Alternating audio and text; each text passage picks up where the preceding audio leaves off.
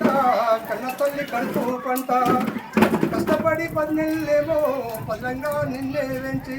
కష్టాలన్నీ కాలాదన్ని కన్నా ఓ కొడుకో ఏరులై రక్తం బారగా ఎత్తుకు దించాను నిన్నెత్తుకు దించాను పసుకున్న వయసులోన తీయమని కేకలు వేస్తే పాలగుత్తి నీకే ఇచ్చి పల్లంగా పెంచుకుంటే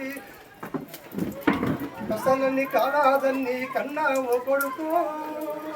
ఎరులై రక్తం వారగా ఎత్తుకు దించాను నిన్నెత్తుకు దించాను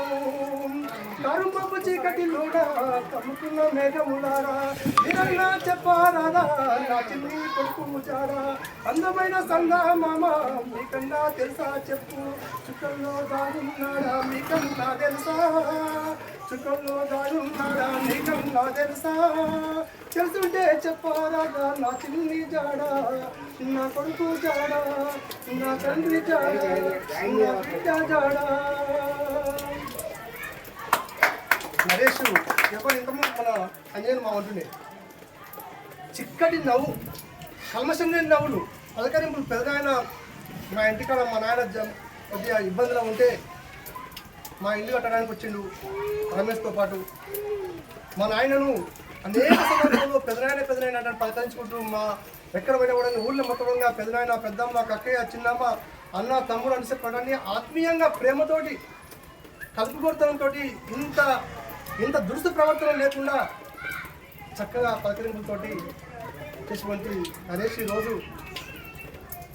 కళ్ళ ముందరికి వెళ్ళి పోయింది కానీ ఇక్కడనే ఉన్నాడు అనిపిస్తాం ఇంటి ముందుకు వచ్చి వాళ్ళు పలకరిస్తున్నట్టు అనిపిస్తాం ఇంటి ముందుకు వచ్చి వాళ్ళతో మాట్లాడుతున్నట్టుంది తోటి వాళ్ళందరినీ పలకారిస్తున్నట్టుంది పొద్దునొచ్చే పోను సప్పుడాయే ఉడికన్నా నరేషు